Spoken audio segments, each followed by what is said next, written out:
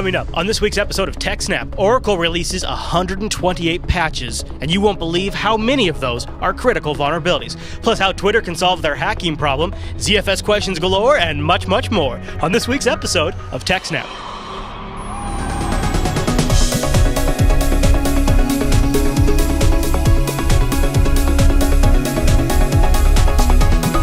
Everyone, and welcome to TechSNAP. This is episode 107 of Jupiter Broadcasting's weekly systems network and administration podcast. We stream this episode live on April 25th, 2013. This episode's brought to you by GoDaddy.com, and I'll tell you more about them as the show goes on. And the live stream, well, that's brought to you by ScaleEngine.com, which is incredible. My name is Chris, and joining us every single week is our host, the admin, the tech, and the teacher, Mr. Alan Jude. Hey there, Alan.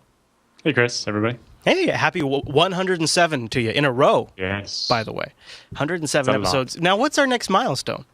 Maybe 150? Whenever. 150. I mean, almost. Yeah, I guess. I suppose so. Well, Mr. Jude, guess what? Big show today. And we kind of have a packed ZFS roundup in the feedback, too. Like, we should almost have like a ZFS segment one of these weeks, but every now and then we just get a whole batch. But what's cool is they're like from all different angles, so I think that'll be interesting. And then in the roundup, we're going to have If I had enough free time, there would be a huge ZFS section based on a bunch of benchmarks that I did. Oh, you did benchmarks? The problem is I haven't done the benchmarks because I don't have time. I got you. It's something Maybe in the that future. Michael Dexter and I had talked about doing for some ZFS stuff, just seeing, when you have, say, like 10 drives, is it better to do RAID Z2, or is a set of mirrors, even though you get less space, is the performance so much better, you should definitely do it this way? Well, yeah, and I would figure for somebody like you who has, you have X amount of systems, if you nail this down, there's a return on investment there for figuring that out. Yeah. Well, that'd be interesting.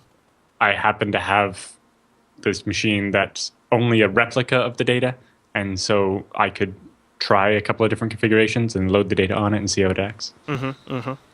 Well, I mean, I know not everyone loves the ZFS talk, but it definitely seems to be an area of interest in a large portion of our audience, which I think is really fascinating. I think we're kind of seeing ZFS take over the back end, and there's not a lot of people actually talking about it as far as I've seen. I mean, definitely people talk about ZFS, absolutely. Yes. But I don't think there's been as much coverage just at the rate ZFS is seeing adoption in the data center, but there's so much organic evidence all around us in the open source projects and the interest we're seeing here in the show, in forums, so it's been an interesting topic just to like cover. Internal stuff. I know that like Supermicro, that they make server hardware, and they've been working with Nexenta and a bunch of other companies specifically to push their systems as the base for ZFS, right? Making sure they have that their disk controller drivers support they're the ZFS compatible brand, or however. Basically that's what they want to be.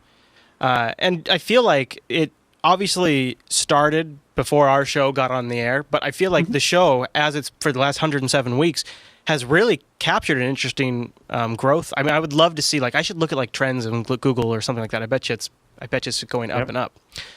Speaking of trends, I don't have any of the hard data yet, but it's interesting to see some of the things that, or the not problems per se, but just the issues that come up after using ZFS for a couple of years. Oh, really? Right? And it's like, with the changes to the pools and upgrading and like, moving a pool from one set of hardware to a different set of hardware, or, how performance changes when a pool actually gets full all the way, or pretty close to it. Yeah, right. That would be very interesting.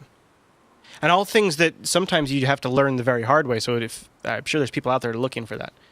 But like I said, speaking of trends, Oracle seems to love to trend on Twitter as with a fail hashtag of one sort or another. This week, correct me if I'm wrong, but I believe an outstanding 128 patches have been released. Is that it's one critical patch update that fixes 128 known vulnerabilities. But 128 vulnerabilities. But this covers all Oracle products, not just any one particular product. Okay. All right. Okay. That's fair. Yeah. But of the 128, 42 of them were for Java. Okay. Right? Oh, boy. Yeah. So Java 7 Update 21 fixes 42 known vulnerabilities that were exploitable even in Java 7 Update 17, which is the most recent one before earlier this week. 19 of those 42 had a CVE score of 10 out of a possible 10, meaning they're the worst. They're the worst of the worst. Yeah. There's no such thing as a worse vulnerability than these ones. Meaning they're really 10 easy. Of them? 19 of them. 19 of them. Oh. 19 of them got a score of 10, meaning that they're easy to exploit and can be exploited with no authentication or basically without trying very hard. So, they do a lot of damage and they're very easy to exploit. And that's how they get the rating of 10 out of 10. Yeah. In total, there were 42, but 39 of the 42 vulnerabilities apply to Java Web Start, which is the plugin in your browser that means it can be remotely exploited without authentication. So almost all the vulnerabilities had to do with exploiting your browser. Although one of them, under certain circumstances, could be exploited on a Java server as well.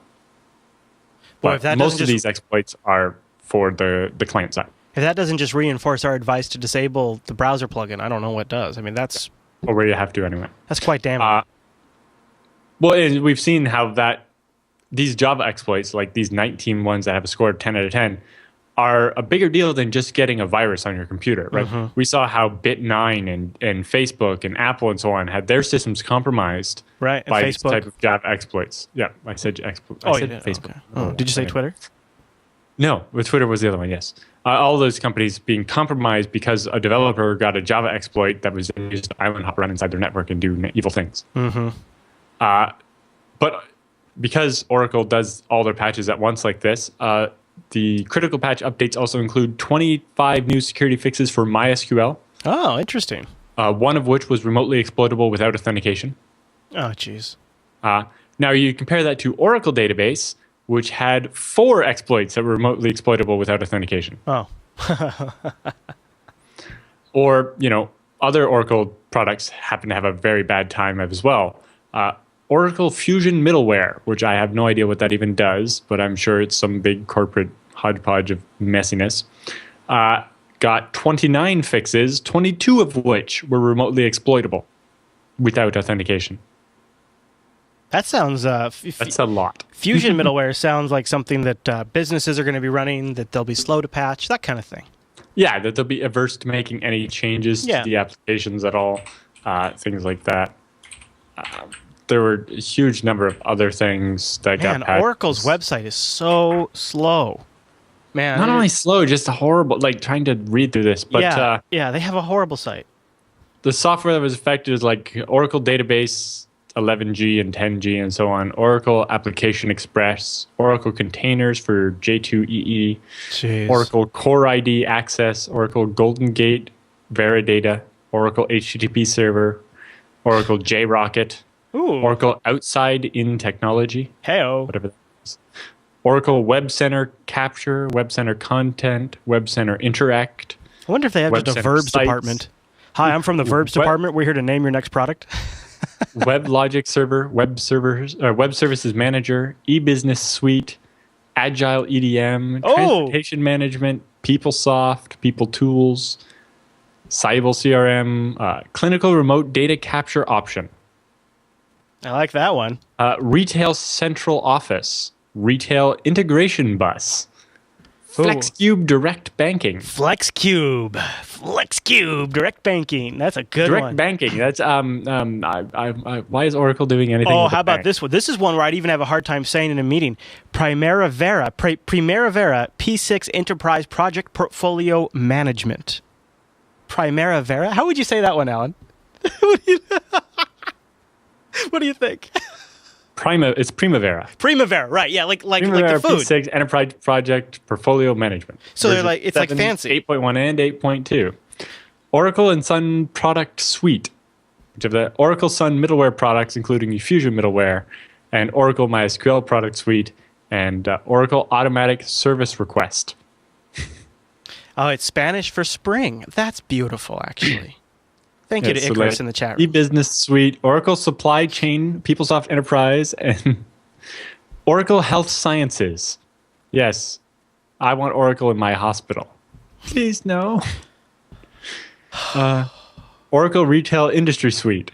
Yeah, oh, nice. That's nice and generic. Yeah. All of those have security fixes and need to be updated. Everybody make sure you go update your Oracle FlexCube Direct Banking. Yes. Oh my gosh, these guys just need to be replaced so bad. In other news, Mark Reinhold, who is the chief architect of the Java platform group at Oracle, announced via his personal blog that Java 8 will be delayed. Oh, It was wow. originally supposed to come out in September of 2013, and it will now be sometime in 2014. Maybe for security? Partly because engineers are being pulled off of it to fix Java 7. Well, good. And because they're trying to make Java 8 not have all the same problems Java 7 does. Secure the train. Good for them. We got our hands full. And you know what? See, but yeah. Maybe they could delay it a few more years, and they'll just take so long there, but they'll just abandon it. I know some people really hate it when I hate on Java, but I'm just so sick of it. It's just gotten to the point now where it's been responsible for so much damage, and I don't know. I know it solves a problem. I know it does. And I like me Minecraft. Yep. Security Explorations, which is the Polish firm that's pointed out 60 some odd of these Java vulnerabilities, has updated their status page to reflect the information they've got from Oracle. Okay. And the recent, how Update 21 fits in with their stuff. All right. Basically, it fixes most of the bugs they've submitted to Oracle. Except it doesn't fix 54 and 56, which Oracle was claiming are supposed to be like that and it doesn't want to fix. You can read more about that on the security exploration page. And it doesn't fix bug number 61 because that wasn't submitted to Oracle until after this patch update. So they've already found more after the patch. Love that, though. I mean, I love that they're keeping their feet to the fire. Icarus, I don't know specifically how that applies to OpenJDK, but I imagine a good chunk of that is common code still, so possibly. You should join us live, folks. Go over to jblive.tv on 1 p.m. Pacific over on Thursdays, and which is also 4 p.m. Eastern. And you can also tune in at jblive.info if you're at your desk or maybe you're commuting at that time, and ask Alan questions and hang out with us in between segments, and we shoot the breeze. And it's always fun. Alan, should we take a break right there, or do you have any more thoughts on that? No, that's about it for, other than make sure you update your Java. Yeah, Even absolutely. if you don't use it, if it's on your machine, you need to update it. Absolutely. All right, then. Well, let me mention our sponsor this week, GoDaddy.com. GoDaddy.com, longtime sponsors of the TechSNAP program. And GoDaddy.com has been rocking a very special offer that I think might actually be expiring at the end of April. The code is TECH295, gets you a .com for $2.95, and then additional .coms for $9.99 after that. That's a great deal. Also, You can use the code GO35 off 4 to save 35% on pretty much anything for a first-time order. Hey, here's an example of, I know a lot of you out there who have been supporters of TechSNAP and have been supporters of our sponsors. To thank them for being sponsors, you have gotten yourself some GoDaddy hosting. Well, GoDaddy has mentioned here they have a blog, GoDaddy Inside GoDaddy. They've mentioned that they've, according to their stats, at least for GoDaddy customers, about 20% of traffic now to GoDaddy hosting servers is mobile, which I thought was interesting. That's obviously a huge growth over the last few years. If you think about how long it took some browsers to get 20%, I'm looking at you, Firefox. So they've introduced a new and simple solution if you're using GoDaddy's web hosting, and I just thought I'd point this out to you guys because this is an example of why it's great if you have a project, if you have something you want to put on the web, and the thing you don't want to spend the bulk of your time on is managing that site and updating it. You just want to get it hosted and just be able to depend on that service and then post stuff to it just to use it. This is what's great. With mobile, they have now something that automatically can convert your website into a mobile site. This is so cool. They say when you have this feature enabled, you can have a primary domain that gets registered with a dual mobile DNS entry, so you can have mobile.mydomain.com if you like, and then it will scan your website and pull it into their system and design and build a mobile version of your site. Now, of course, this doesn't get immediately published. What you can do is then go down to this really slick customizing system they have where it gives you a preview on a mobile device in the web page of what your site looks like, and then you can tweak it and customize it to refine it so it looks really great the way you want it. And then this service just continually takes the content from your websites and populates the mobile version of your site. How cool is that? And it's built into GoDaddy web hosting. They didn't ask me to mention that. I just thought that was a great example of why it's great to use something like GoDaddy where they have pros that are designing this stuff for you all the time. And honestly... Well, yeah, because that mobile thing isn't just automated, right? You get in there and proof it a bit, so that makes a big difference over any honestly, kind of automated system. I mean, I think the Jupiter Broadcasting website's pretty touch-friendly because we have those big icons on the front page, and I think we're kind of lucky. So I haven't spent a lot of time trying to come up with a mobile version of our website, but I have clients that struggle with this problem. I have clients that have invested 2 years of redesigning. It might be more than 2 years of redesigning their website to work on mobile. I mean, massive engineering undertakes. And this is, for me, I look at this and I go, boy, that's not the kind of thing that I want to do. That's not the kind of thing I want to worry about, even if it's on a much smaller scale. And that's what's great about using a service like GoDaddy. Go over to GoDaddy.com, check that out. And if you're going to get yourself a .com, use our code TECH295. Remember, you can use that to transfer. Then you also get a year of the DNS renewal. Or use the code GO35OFF4 and save 35% off your first order. And thank you to GoDaddy for sponsoring the TechSNAP program. All right, Mr. Allen, that brings us to our next news story. And this one, I actually had a little fun at in Unfiltered this week. It's something that you and I have been watching happen over and over again. But this week, the AP account on Twitter was hacked, as well as some other ones, right? It was kind of embarrassing. Yeah, so the biggest news here wasn't that another Twitter account got hacked, is what happened because of it. Right, yeah, absolutely. So in this case, a Twitter account getting hacked led to a drop in the stock market.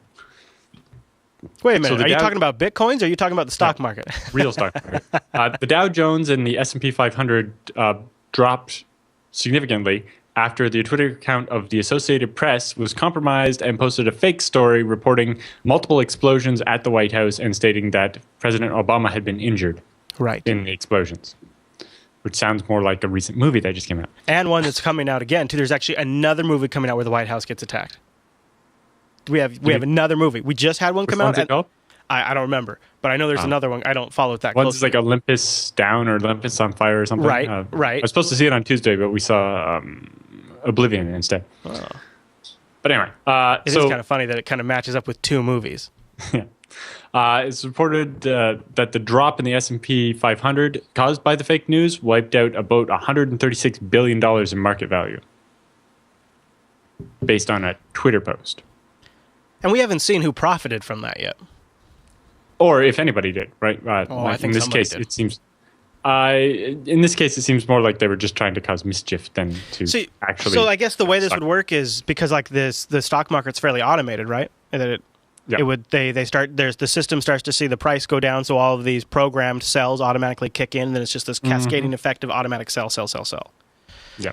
It was less than a month ago that Twitter was actually approved by whoever approves it to be an official source of financial impacting news. The U.S. Securities and Exchange Commission ruled that companies can use social media sites to share market-sensitive news, like press releases and stuff. Right. That's what it was. Yeah, because somebody had gotten in trouble. Netflix or somebody got in trouble for that. Right. So, and in a similar story, CBS temporarily lost control of two of their accounts, including at 60 Minutes, when, in this case, the Syrian Electronic Army, who we've heard lots about before, took control of their account and posted a bunch of things as the 60 Minutes account. Mm-hmm. So, in response to this, Twitter has promised to implement two-factor authentication, which mainly relies on their implementation, will mainly rely on sending a text message to the user as part of the login. Of course, they couldn't just use Google Authenticator or something. Right. It's a separate ecosystem. They don't. Right. Because heaven forbid. And because that actually wouldn't be a better thing or anything. Right. So this raises questions of how two-factor authentication is going to work with alternative applications for Twitter. Oh, right? They're going to break. If you use something like Hootsuite or something. Yep. Or especially if you use something that's designed more for a team to use the same Twitter account. Because then, if the message comes to my cell phone, but it's someone else trying to use our company Twitter account, how's that going to be helpful? Well, those people won't be able to turn it on until their software updates, right? So it's going to be the people that need it the most won't be using it right away. Yeah. But, standard two-factor authentication poses a problem for multi-user accounts, especially something like the Associated Press or CBS, right? There are probably more than one person at CBS that's responsible for that Twitter account. Yeah. Right? No, they have some really sophisticated systems. Right. And so how are they going to have to issue those little authenticator keys to a whole bunch of different people with the same code to allow all of them? But it's like, well, shouldn't we have separate user authentication so that we can tell which person's key was used to post this particular tweet. And then it's probably going to be on the burden of the business to figure out how to route that text message. Yeah. Or something like that. I mean, some businesses will have a messaging system that can handle forwarding of text messages and receiving of text messages, but others won't. But it seems more like Twitter was only designed for individual users, and yet they're trying to make it this business-friendly thing. They need to make some system in Twitter of like sub-accounts, right? Separate authentications. Right. Separate username and password that allows me to log in and then control this master account. That would be the better solution. Yeah. And, the other problem with the text message approach is if you're using, and this is the problem, the same complaint we have with, I think it was the iCloud approach, is if you're using, say, an Android device and you have the Twitter app on there and you're also getting the verification, the two-step factor text message to that device, then if you have the device, you have the person's Twitter account anyways. Yeah. So this is really only protecting against remote web logins, which is absolutely needed. But it doesn't protect you if somebody actually gets your physical device, which, let's be honest, it's already a huge thing, and that's just going to be a bigger and bigger thing. Right. But in that case, it's probably not the one that's going to affect places like CBS. But your standard two-factor authentication system isn't going to help CBS or AP either. And so it's like Twitter's trying to get press about solving the problem, except for they're not solving the problem for the people that have the biggest problem. Right. It's like, yes, this stops individual people from having their Twitter account compromised, but it doesn't really help everybody. It doesn't help the big ticket customers. Basically. Well, and what does it tell us if social media can be manipulated like this to crash the stock market, even if it was just a blip? I guess crash isn't the right word, but to definitely make a dip. And this is obviously the most rudimentary, basic version of this we're going to see. But then they're going to eventually go to like Coney 2012 social viral media type stuff where it just is going to spread and spread and spread. And it could have a huge impact where the market doesn't recover as quick. I mean, because it was so quickly isolated and conveniently it happened during the press conference while the AP was sitting there, and they're able to say, hey, by the way, our Twitter account was just hacked. So, I mean, it was like they're able to correct it immediately.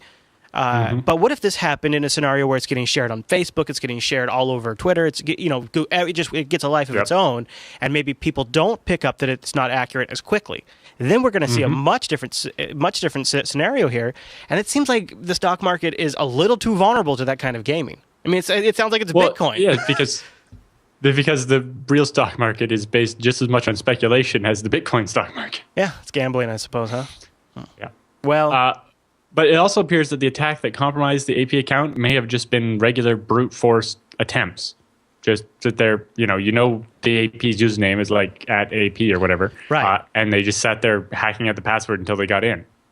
And which poses the question, does Twitter do enough to prevent regular, old-fashioned 1970s style brute force attacks?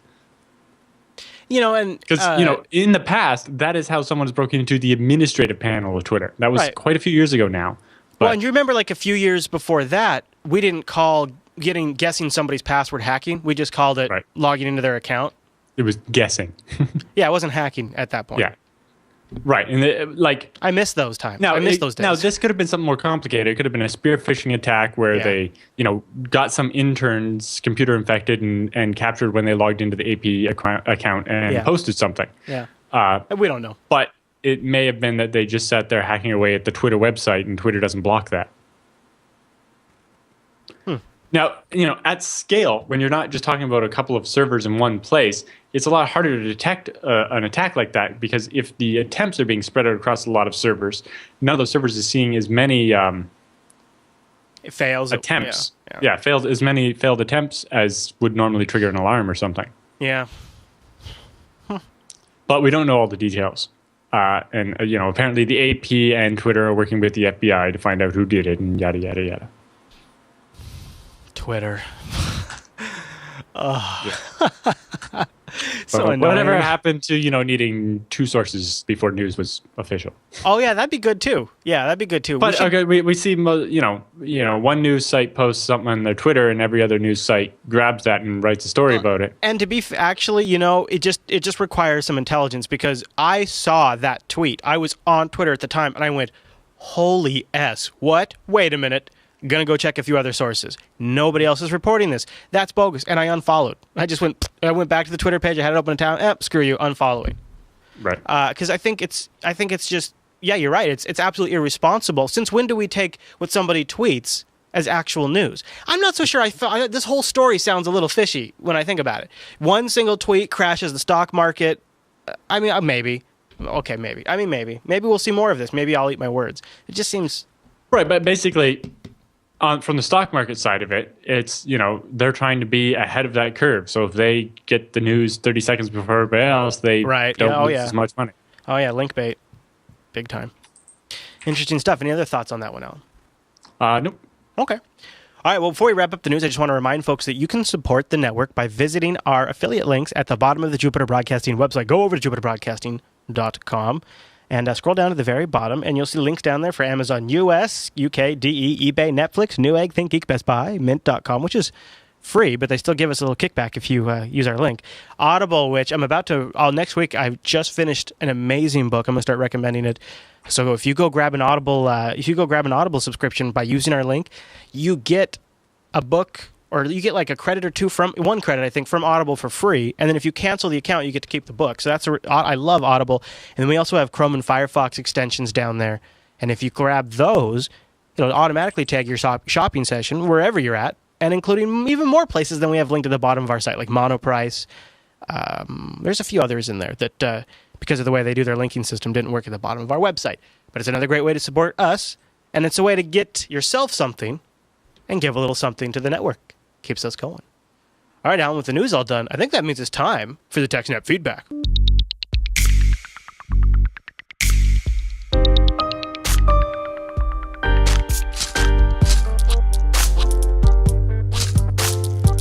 Thanks for sending your emails to TechSNAP at jupiterbroadcasting.com, or popping that contact link at the top of the Jupiter Broadcasting website, or heck, starting a thread in our subreddit. That way I don't have to copy the contents of your email and paste them in a Slexy document over at links.techsnap.tv.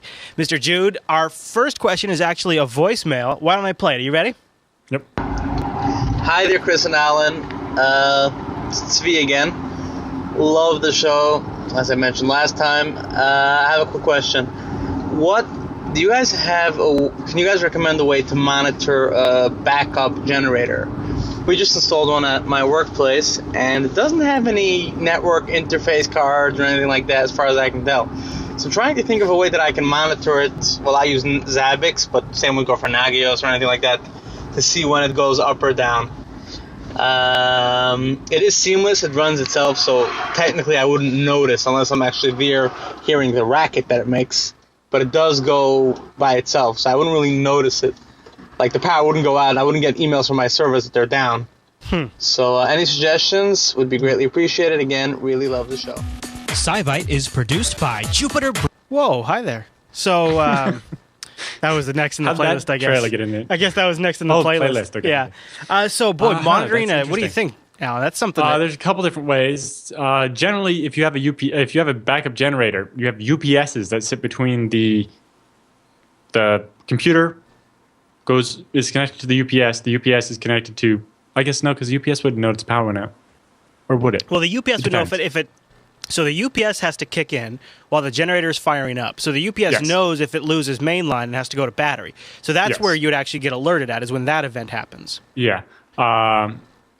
So you could have, you can do an SNMP trap or whatever there to get an alert. And that would, get you some data. But other than that, basically you need a network device that detects certain situations. So you can...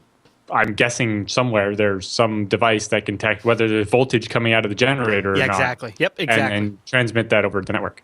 Yeah, and those can have various types of different interfaces on the other end. So you got a device on one end that plugs into the electronics on the generator, and it has a network interface on the other end. It can be very simple, but it really just needs to generate a message. And there's lots of stuff out there that can do that. Well, his question in the chat room is when he's checking from the UPS whether the UPS detects the no power state or whatever, that doesn't necessarily tell him whether the generator worked or not. If the UPS only knows whether it's getting voltage from the main line or not. Sure, but basically, it depends on the type of UPS. In more high-end ones, the UPS will have a separate input from the generator than the one that comes from the utility, and so the UPS will be able to tell the difference. But in some setups, the UPS isn't able to tell the difference, right? It just knows I'm not getting power from the utility, and then the generator kicks in and provides power as if it was the utility, and the UPS doesn't know the difference. So yeah, you'd have to be able to monitor the voltage coming out of the generator somewhere. I feel like he's kind of worried. I don't know if there's such a device out there, but it would be something I would kind of want. Like with our, we use these APC PDUs, they're power distribution units. Yeah, I right? love those. Basically, it's like your regular power bar, except for it has an Ethernet port and a web interface and an SNMP interface and a telnet interface or whatever. Well, not telnet, SSH. Anyway, you can log into it and turn each power port on and off individually, which is handy. Yeah. But the other big thing it does is I can pull usage data, like how many amps are going through the thing. So I have this graph based on like every 10 minutes telling me how many amps are being drawn through this thing. Sadly, it doesn't do each port individually, but the amount they're using is so small it's hard to measure accurately anyway. Because you're usually pulling less than 1 amp out of each socket. So yeah, it basically comes down to you'd have to have some device that could report it, and if it has like what he's lot of actually sensors, he just links us something great in the chat room. This would do it exactly. Right. Well, because I would want one that would just tell me, lots of details about it, though, like how many amps, how many volts, a bunch of different things. That would, the best way to get that would be to have a generator that provides that information. I mean, if this is like what I'm trying to grasp, is this completely theoretical, or is this build something in place for an existing generator? Yeah, well, it sounds like he has a real generator and everything, and he wants to be able to monitor it. Because I'll tell you, the number one piece of information you need to know of all is if you're on UPS power, because then that means the clock has started and you've got so long to get to location to make sure that generator is running. So get that UPS notification working. All right, Mr. Jude. Well, because, someone in the chat room also pointed out one of the features of the fancier power bar is delayed startup. Mm-hmm. Basically, there's a large inrush current when you first turn a computer on, right? Because that's to spin up all the, usually the fans go to 100%, the CPUs go to 100% until the BIOS kicks in and starts telling them to go to sleep and stuff. And so basically, when you first turn the computer on, the amount of power being drawn is a lot greater than, say, 5 minutes later once the system's settled down, right? Even when you're booting, your OS is using more power. And once it's fully booted, then it usually calms down quite a bit. So to prevent, 20 servers or 40 servers from all turning on at once and blowing a fuse, you can stagger them. You can say, when the power is restored, this server has to turn on immediately, or say the router needs to come up immediately. But this server, it can wait 5 minutes after the power comes on. Or it needs to because the database isn't online yet, or something like that. It could be that as well. But you can say, stagger them like this so that not all of them are turning on at once, and so that this one's less important. It can come on later, or this one relies on other things and should come up later. Same thing. If you have like a storage SAN and then virtualization hosts, then you need to make sure the SAN's up and running before the VMs try to boot off of it, and things like that. Yep, and back in the good old days, I'd always try to make sure that when I had an early NT4 domain, you always make sure the primary domain controller is online, so that way the backup domain controller didn't come online, and then say, "Where's my PDC?" And then try to take it over. And then try to, and then the two of them start fighting over it. Yeah. Good times. Well, because the other thing I was going to say with that, can't remember now. All right, should we go to the next? Should we go to the batch of ZFS, and if it comes to you, just interrupt yourself? Yeah, I guess. Okay. So our first ZFS question this week comes from Michael, and he says, "Dear Chris and Alan, I watch the show every week. Sometimes I am able to stream it live, and it rocks. I have a question about ZFS that pertains only to FreeBSD. Apparently, after some research, FreeBSD lacks the daemon to provide a hot spare functionality to a ZFS spare drive. Example, in Solaris, the FMA fault management architecture is responsible for seeing a message from ZFS when an error occurs with the drive, and then takes the necessary steps to replace the drive. Many searches on the web have proven fruitless for a solution that I can implement without coding my own. Do you have a solution or a recommendation? Thanks, Mike from Pennsylvania." And he said also, "P.S. Apparently DevD in PCBSD does listen for the message, but doesn't do anything other than write it to a log at the current time." Right. Well, because you wouldn't necessarily want it to do it. There's a couple things. First of all, even under Oracle's official documentation and stuff for ZFS, they say that the automatic replacement they have with their FMA agent isn't that good. So when a fault is received, the FMA agent will examine the pool to see if there are any available hot spares and so on. The problem is it's limited by the fact that the ZFS diagnostics engine only emits a fault when a device disappears from the system. So ZFS only knows to trigger the replacement when the drive is like physically removed from the system, or when the OS removes it because it thinks the drive's failed. Failed, yeah. So some situations where a drive is failing won't trigger the replacement either. So even the Oracle version of this isn't great. So yeah, the hot spares aren't as hot as you think they are. Basically, what it means is you've pre-allocated these drives so that when something fails, you don't have to look around on the system and be like, all right, well, there's this device that's not used. Is it safe to use this or whatever? Right? You've basically marked it as being a spare. And when you mark something as a spare in ZFS, it also affects how it gets used. When you do manually activate it, it goes in, replaces the original device. But when you replace the original device, like plug a new drive in that slot in the controller, the spare takes itself out once the original drive is resilvered. Oh, that's nice. And the spare goes back into the spare pool instead of the new drive? The new drive ending up as a spare. Right. This is important when you're later migrating those physical disks to another machine or something. Yeah, that is nice, because then it's not a hodgepodge. Yeah. So that way you know which disks are which in your Z pool instead of having, but this must not be, knowing that, 2 years ago this spare got stuck in as device number 3. But this must be something that's being worked on, because it seems like a pretty... Yes, there's a couple different things. Okay. There's a link here to a ZFS health checking script that can trigger certain things to, like, say, replace with a spare. So this is a script that's already written that you can use if you want. And it's quite good, and they have a bunch of other information on their blog that's quite useful. They also have a FreeBSD tuning guide if you're trying to maximize what you can get over a 10 gigabit per second interface. Oh, nice. And stuff. So these guys write a lot of good stuff. Yeah. Also, there is a daemon under construction to do exactly what he's talking about here. It's called ZFS-D. And it was announced at BSD Day, which is a European conference in 2011. And I have some slides from it talking a little bit about there. And I also put a link into the SVN web. Basically, FreeBSD's, there's a project branch for this ZFSD, and you can watch the development stuff there. And then also a post from FreeNAS, where they're talking about when they were getting ready to do 8.2 and 8.3, they're like, we're looking at ZFSD, but it's not quite ready. Mostly it requires some stuff that's not in the kernel yet. It's not in FreeBSD 9.1 either. So once it gets closer to being in mainline FreeBSD, then we'll bring it into FreeNAS. So progress is being made, but not as basically fast as... you can use those devd things to catch when a drive gets dropped by the OS. So when FreeBSD detects a drive is failing and it detaches the disk, you can catch that with devd and cause that to trigger, instead of just the log message, cause it to trigger a ZFS replace or whatever. But to do it fully automated, for me to want to trust it that much to be running replace commands automatically, it would have to have really complicated logic. And most times I'd rather it just did a really, really specific alert to me, right? Instead of just logging a message, maybe it triggers a Nagios alert, or it sends me an email and being like, hey, a drive has failed. You need to come and do that would be swap ideal. in the spare. Yeah. Rather, just because I don't trust any program anybody's written, even I trust it even less if I wrote it, honestly. That to do commands that could destroy the array if done improperly. Yeah. It's your data. It's your most valuable possession, along with your mind. All right, Mr. Jude, should we go to the next question? Yes. All right, this one comes in from David.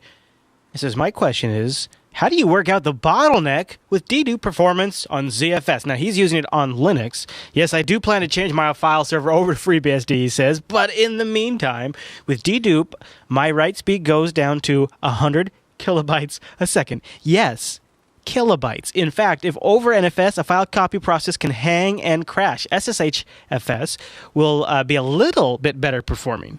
But all in all, even doing writes locally on the box, Dedupe volumes are terrible. I have 8 gigabytes of ECC RAM, 60 gigabyte SSD cache drive, and in a hope that the DDT is kept on the SSD when it spills over from RAM. When I'm writing, the CPU usage is not that high, about 8%, and the disk I/O weight is not high, sometimes even 0%. So I'm not actually sure where the bottleneck is. I'm not sure how to even start there's a couple things. improving. I don't. All the tools I would use to solve this on Linux, so I'm not sure how to do that. Like you don't have GStat to tell what the actual input and output rate on the actual hard drive is, and things. There's a couple things in that FreeNAS post I mentioned just a minute ago. They talk about, and I've seen it mentioned a number of other places. A common figure for dedupe is that you need 5 to 6 gigabytes of RAM for every terabyte of data that you're deduping. So if he has a 4 terabyte, he has 4 plus terabyte array, he needs at least 20 gigs of RAM just for the DDT. He says he has a dedupe ratio of 1.73. He has 6 750 gigabyte drives. The main thing is that the DDT means you're taking something like 340 bytes of memory for every single different block, right? So if your block size is 128 kilobytes, you're basically doing a hash on that, and you know what like an MD5 or an SHA 256 hash looks like, right? It's a really long string. You have to have one of those for every different block that's different on your hard drive. And if you have a 128K block, that means you have 2 to the power of 128,000 possibilities, which is a number so big you can't express it, right? So the number of possible hashes is just huge, right?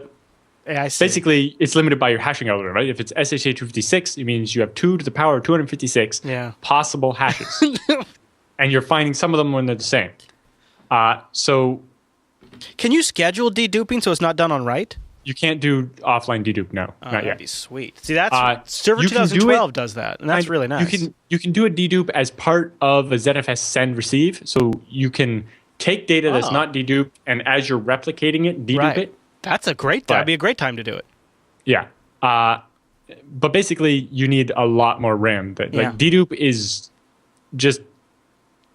Or it's not, there's just not enough RAM ever. Make what you're deduping smaller.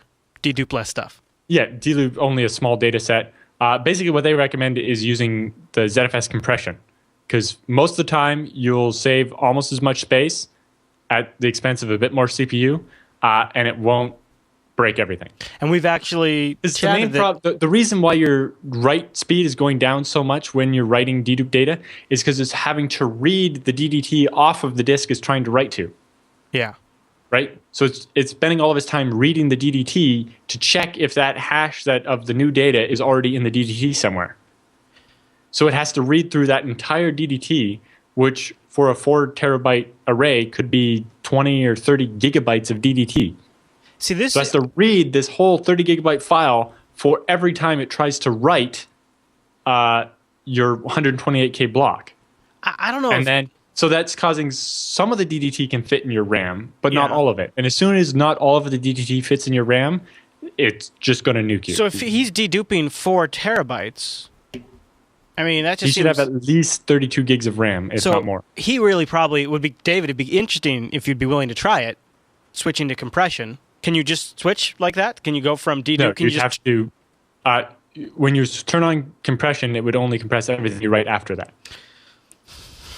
See, there was this system for ZFS called block pointer rewriting that would do things like defrag for the copy on write, offline dedupe, and offline compression.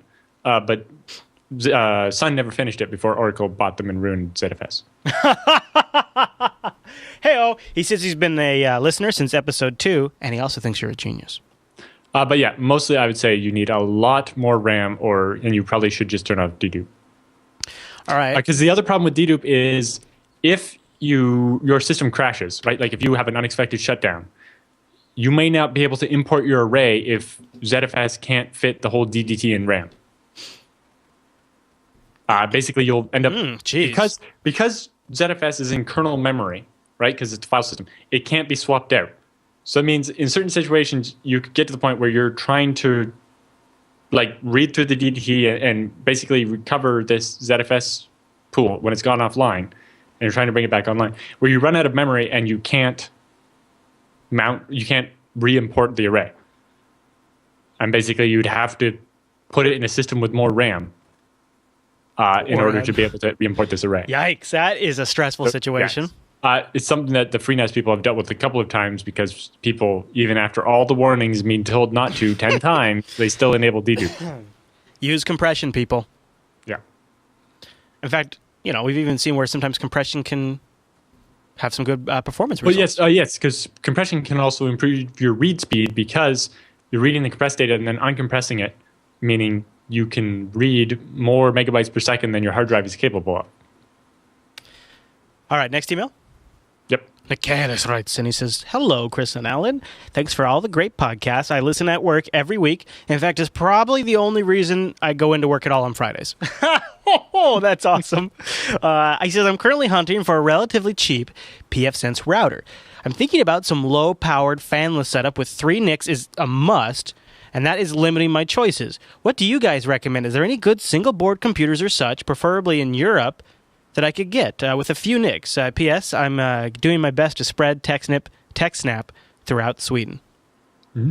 I had a little pick. Now, I don't know if you had I found this on Amazon, so I think you should be able to order it, but I'm not sure. Check this thing out. This seems like the perfect Intel bare bones system. It's got a dual core 1.86 gigahertz Atom processor. It comes with, I think, 2 or 4 gigs of RAM. It's a Pico machine, so it's real small.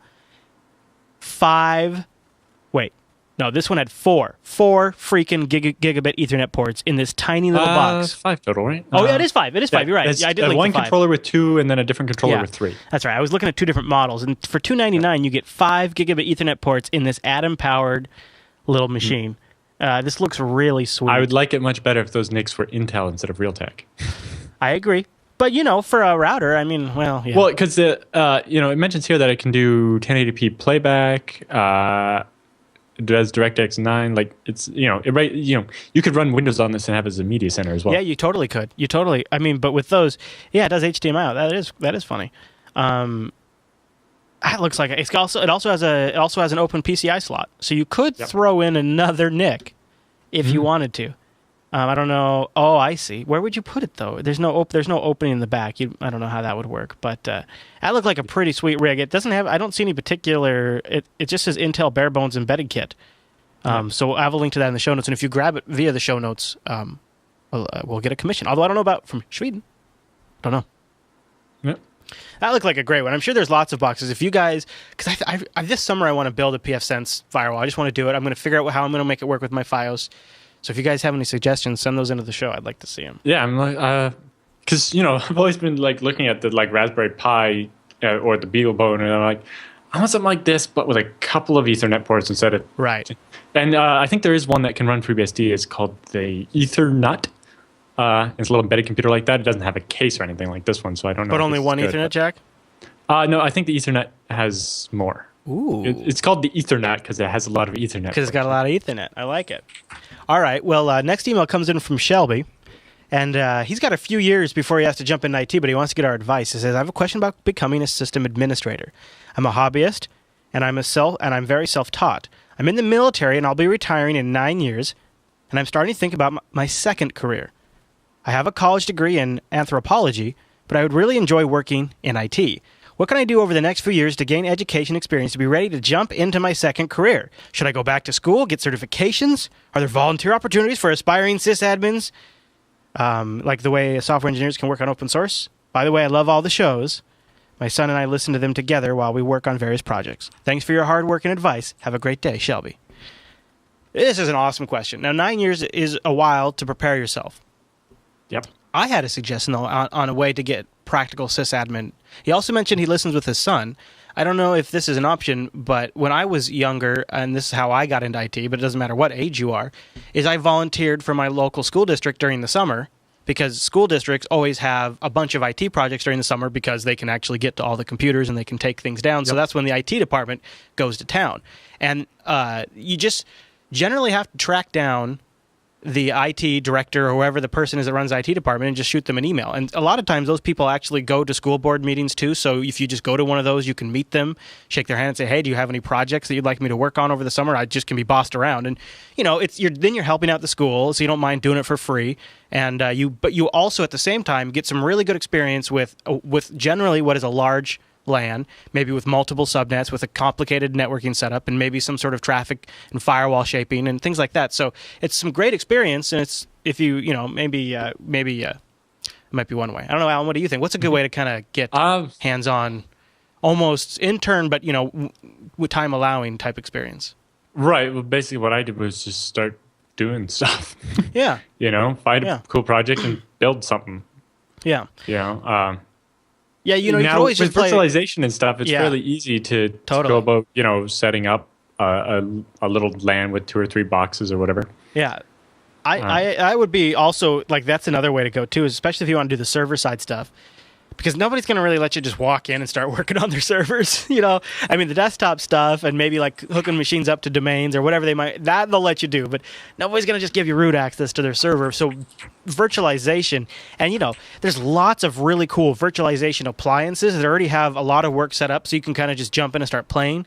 And you should think about what track you want to take and then just start building those environments in VMware or VirtualBox or whatever you want to use. Mm-hmm. All right, well, the next email is actually not an email at all. So don't listen to me. It's a thread in our subreddit, and it was started by Lacana. And he says, it's titled CISPA and the IT Guy. Hello, everyone. I was just reading that CISPA has passed the House and moves a step closer to becoming law. In the midst of all the FUD, I can very well see the government wanting to extend its powers and start taking away the freedoms that exist in the Internet. I don't want to see that happen. I signed the petition and pledged to protest this action, but I don't think it'll be effective in the long run. It wasn't that long ago that I did the same thing on another internet oppression bill, SOPA. I got to question at the end of the day, who will be the ones implementing CISPA if it becomes law? It's us. It's people, and more specifically, it's people who work in IT. It really will be us. I moved to create a network or something to let the IT industry know that if they resist the oppression, we will support them. Good people will be put into a position of obeying unjust laws or suffering from the consequences of breaking it. I feel we should stick together in civil disobedience if CISPA passes. The government deserves its powers. The government derives its powers from the people. So let us not grant them the power inherent in CISPA. I don't want that one day I will be disappeared for the remarks I've made in this post. Freedom is just an amazing thing, and yes, it's dangerous, but in the words of Thomas Jefferson, I would rather be exposed to the inconveniences of attending too much liberty than those attending too small a degree of it. His point about who will be implementing CISPA, that is fascinating. Kind of right, but kind of not. Well, partly what it'll be is most likely is devices from companies like IBM that will just be installed and do their thing. So I have It's not like every company is going to do their own homegrown implementation of it or something. Yeah, that's true. I have the perspective of this is I worked at a bank when Sarbanes-Oxley was enacted here in the United States, and that changed our IT department for the worse forever. We were never the same after that, and it took 2 years to implement everything we had to do. And I remember, it was funny watching the Sarbanes-Oxley thing and not really understanding it, and then at the end of the day, actually having to be one of the people that implemented certain provisions that applied to IT.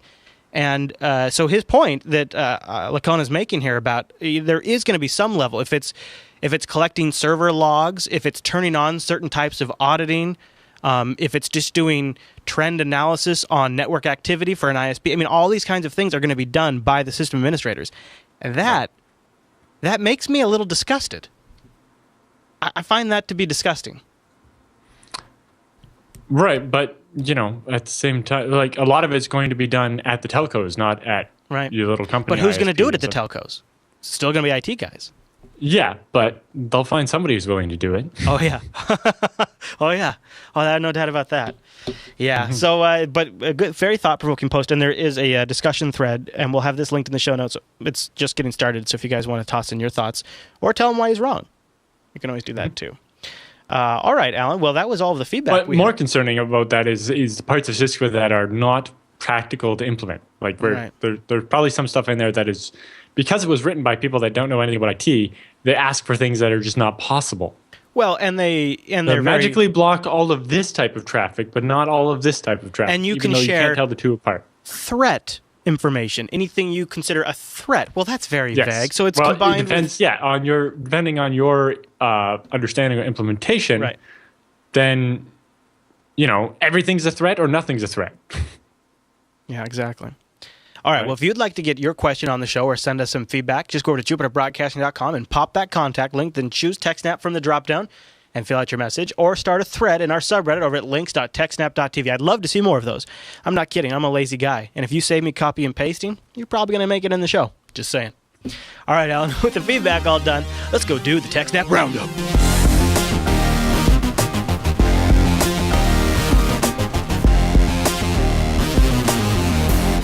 And welcome to the TechSNAP Roundup. Yeah, that's what that crazy music means. Now, the Roundup are stories that we didn't quite fit in the top of the show, but we still would like to talk about them, maybe give you a few links to follow up after the show. And a lot of times, many of these links are provided by our subreddit over at links.techsnap.tv. Speaking of CISPA, Alan, our first Roundup link is actually CISPA related. How convenient. So this is sort of an echo of what happened in the FISA rulings.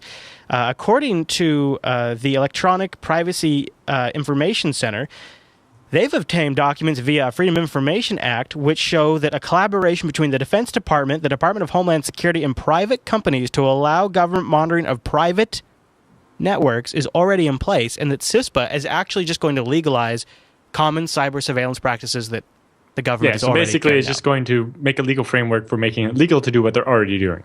Like they were doing with the phone tapping. Right.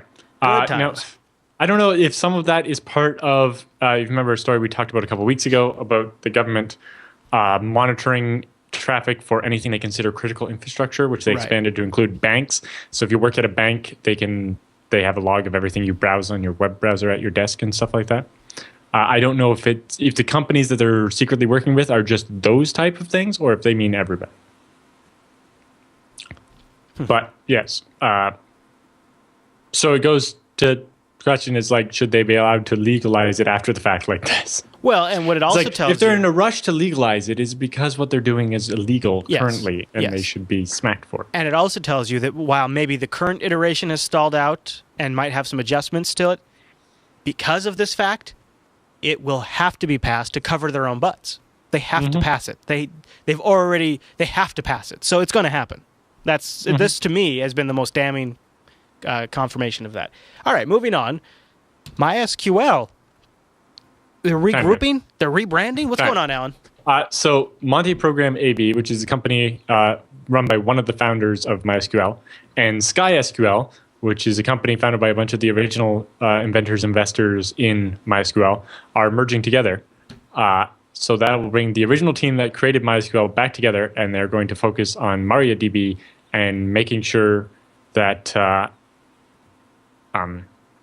they have something to keep going with the MySQL thread, even though because it looks like Oracle's being evil. You know what? I might get a little more information about that this weekend. Monty himself has attended previous Linux Fest Northwest, and I'll be at Linux Fest Northwest this weekend, hopefully streaming on location all day Saturday, if everything works out, over at jblive.tv. And in the past, Monty's been one of the people that stopped by and chat with us, so you never know. Cool. All right, Alan, the next Roundup story, the FCC issues forfeiture notices to two businesses for jamming cellular frequencies. Oh, my goodness. This is like theater type stuff where you go in there and they prevent cell signals using little jammer boxes. The FCC, responding to anonymous complaints that cell phone jamming was occurring between two businesses, investigated and issued each of those businesses a notice of apparent liability for forfeiture and order. Wow, that sounds scary. Yeah. Flash Only legalese, but yes. Basically, yeah, they charged a couple of businesses fairly large fines, I think. $144K. For jamming cell phone signals, because that's illegal unless you're the government. Here's a good reason to encrypt your data, according to Wired.com. Yes, a federal magistrate upheld a defendant's right under the Fifth Amendment to not reveal his passphrase or decrypt his encrypted hard drive. Hallelujah. Now, they go to clarify a little bit about this. In this case, the government doesn't know for a fact that anything on that hard drive is going to prove he did something. So he's, under his Fifth Amendment right, can say, I refuse to decrypt this because it would incriminate me. Or it might incriminate me, or whatever. Now, in previous cases like this, the government has had evidence where they know for a fact that there's incriminating evidence on the drive, and the court forced the people to give up the password. Right. In a case like that, it was some woman who had did some bank fraud or something, and had talked to her co-conspirator, had been recorded talking to her co-conspirator about the data on the laptop. So they knew they could prove that the data was there, so they were able to force her to give up the key. Oh, well. In this case, they can't prove that there's anything incriminating on there, so they can't force him to. and he, under his Fifth Amendment right, can say, I'm not going to let you see this because it would incriminate me. So the TechSNAP lesson of the day is don't leave any evidence that you have incriminating evidence on your machine. Yeah. So no evidence about the evidence. And then if there's no evidence that you have evidence, then your Fifth Amendment right still protects you. You complete the Fifth. In the States. Yeah, in the States. All right, you guys probably caught this story. It was popular online this week. LulzSec leader named Matthew Flannery faces 12 years in jail after he was caught in Australia. He is the self-proclaimed leader of the hacktivist group LulzSec, and he's charged with hacking into government websites. Australian police have said the identity of the 12-year-old actually hasn't been officially released yet, but the media's figured out that it's Matthew Flannery, who allegedly used the online name Ashok.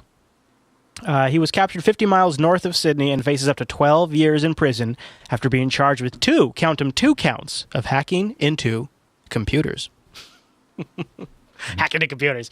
All right. He worked as an IT administrator or something at a company that was a vendor to the government, and that's how he had a way in kind of under. No, he's not 12 years old. He got 12 years in prison. He's 20-something. All right. Well, our buddy Bruce... I don't want to mess this up. Schneier, who doesn't normally comment on political things, as a... but he comments on security things. Yes, sir. What do you have to say? Because I read his book, which, although it's technically about computer security, the entire book is phrased in regular security terms, right? I mean, he talks about, securing your house from being robbed and how to secure airports and just various things like that. But it's a way about thinking about security rather than, actual ways of applying computer security. Anyway, so he has his blog, and he was talking about the Boston Marathon bombing and specifically about the lockdown as part of finding the second guy. And, he's saying, well, he normally gives the police quite a bit of latitude to do whatever they have to do to make tactical decisions and so on. That and he has a couple of different links to a couple of other people's blog posts as well about both sides, whether, they went too far in basically putting 1 million people under house arrest or not. Have you seen the photos of them pulling people out of their homes and making them stand on the streets? And they pound on the doors, and the person opens the door. There's a guy with an automatic gun pointed in their face, and then there's sharpshooters trained on the front door. And these are everyday citizens that just are in their homes. They pulled everyone out, including people who were naked and people who were just wearing nothing but a robe, and made them stand on the street while they searched their homes one by one. Of course, you don't see much of that on the media, but we talked a lot about it in last night's Unfiltered. Well, because the media wasn't allowed out, right? They were there. I mean, they were there. They just didn't have the cameras on. Well, some of it was. So what actually I found, we talk about it a lot in episode 47 of Unfiltered, but what I found is the local media was a little more on it about, the actual home invasions that were happening, whereas the national media, not so much. Right. Because the other points they made were... the general idea from, Eric S. Raymond or whatever, that with enough eyeballs, all bugs are shallow. A lot of the way we ended up catching these terrorists was by combining the data of all these different people had been looking for them, right? Or, all the pictures that were taken, and they managed to pick through them and stuff. But the crux of it all was that the bad guy wasn't caught until just after the lockdown ended. Right. And some people went out of their house and checked on their boat, and it's like, oh, look, there's guys hiding in it or whatever. Well, if the people hadn't been in lockdown, maybe they would have caught the guy sooner because more people would have been looking for it. Yeah. I think it's a little scary because it sets a pretty spooky precedent. Well, that's the specific one is that the precedent is set, and just training people that kind of reaction is okay. That, you should just hide in your home when the government tells you to, kind of thing. Yeah, and I don't know if maybe we feel that way because we have a distance from it, or if I would still feel that way if it was actually happening in my town. I wonder how people outside of Watertown felt about it. I mean, it seems a little more reasonable to do this in Watertown, but all of Boston. Right, basically, when you have 1 million people being locked down, and then the one post makes the obligatory comment about how the police asked the donut shops to stay open. Oh, so I am for the video folks. I'm playing one of the videos that somebody took from their window of the cops going house to house and pulling people out, putting them on the street. We got more stuff linked in Unfiltered 47. It's pretty outrageous. I don't know, Alan. I don't like it. I would hate to have that happen here in my town. But, and then it goes back to Bruce Snyder's commented, it's got this thing. I don't know if the contest still runs, but every year he had a contest where he defined this concept of the movie terrorist plot. These kind of the security steps we put in place to protect us against very, very specific terrorist plots, right? That would only ever happen in a movie. Right. And so he asked commenters on our website to submit the best terrorist movie plots they could come up with. And, the guy that won the first one talked about, filling a couple of UPS airplanes with explosives and flying them into a dam and basically taking out the entire West Coast, like all the infrastructure. Basically, no electricity on the West Coast for months. And how that would, cripple the states. Right. I mean, the news broadcasters say how these two brothers brought terror to the city of Boston and Watertown and, put a whole city on lockdown. I don't mean to sound brash, but it was actually the authorities that put the whole town on lockdown for two people. Yes. Two very dangerous people. Or one person, right? They didn't do the lockdown until until after the incident with the first guy. Yeah, it was one very dangerous person. Right. And, basically, they also draw parallels to previous terrorist attacks, like the one on the military base in Texas or the one on the subway in London and so on. And, the one on the subway in London, 10 times as many people were killed, and they didn't put London on a lockdown. Yeah. There was immediately afterward, there was some press conferences where they talked about how important it was to them to make the people of Boston feel like they were taking care of the problem. So I don't know if it's partially that. You can find lots of video on YouTube. There's of the events happening, and it's a little sobering to see it actually. It makes it real when you see all these different videos, because everybody has phones now. Everybody has some device to take video of it, and some people got shut down, and other people were able to get away with it. I'm watching a video now where they kind of do it on the sly. They kind of pretend like they're not doing it. Yeah. Anyway, back to the rest of TechSNAP. Okay, back to tech stuff. So the next story in the roundup: Facebook revealed as behind the 1.5 billion Catapult data center in Iowa. Look at them expanding. Slashdot and a couple other news agencies have been talking for a little while about this giant data center that was being built in Iowa, and they didn't know who it was for. Like, is it Apple or Google or Facebook or who? And they talked, compared to Facebook's previous data center in, was it like Idaho or whatever, it's this much bigger or whatever. And one of the biggest things was that Facebook has recently applied to expand the size of the property by like 300,000 square feet. So it'll be up to 1.4 million square feet now. And basically, they finally came out and said, yes, this is a Facebook data center. Right. I'm not sure where the name Catapult ended up coming from, but maybe it's going to catapult them into the next level of infrastructure. Something like that. Geek.com has some DDoS porn. This is what a DDoS looks like, and basically, this is one. There was a denial of service attack against VLC, the video LAN client. It's really? Media player. Aww. And basically, they were attacking their download mirror, and specifically one specific mirror. And it basically shows all traffic into all their mirrors, and you can see the one that's being targeted and how it's being hammered. Yeah, that's really something, isn't it? Yeah. Holy crap. That is really cool. Oh, there's a video of it? Oh, yep. no. Yeah, if you look down, there's a video that visualized what it looks like. DDoS has never looked so good. Well, Alan has a link to this in the show notes for you chat room people, but it looks like the coolest video game that's about to be released for iOS and Android. It looks like a video game. Wow. I just thought that was an interesting way to visualize. Yeah. And, God, leave VLC alone. Everybody loves VLC. Mm-hmm. All right. Last story in the roundup this week. Utility box exposed as a spy cabinet in the Netherlands. Yeah, so basically, one of those little gray or green boxes you see alongside the road that has all the telco stuff in it. One of those, the telco company walked up and was like, that's not ours. What is that doing here? Of course. So they looked inside and I was like, what is it? And then when they came back later, it was gone. That is really, they were actively monitoring it. Thanks to Rawzone and the IRC, he points out that visualization was done with a program called Logstalgia.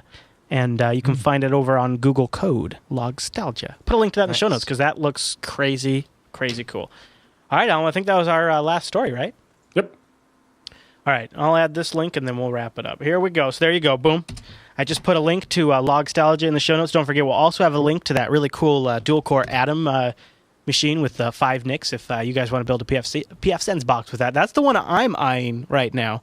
Got my eye on that. Another interesting one I know a couple of people use is called Firebox by WatchGuard. Yes.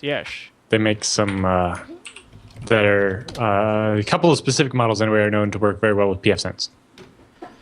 That would be the thing, is you want to make sure it's compatible with because PFSense. They're designed specifically as firewalls. They don't have a lot of the extra devices that you saw, like an HDMI port and stuff that you saw on that $299 one, and I think they're a little bit cheaper, but maybe not. Also, the fireboxes tend to have like 5 to 8 gigabit ports instead of just 4.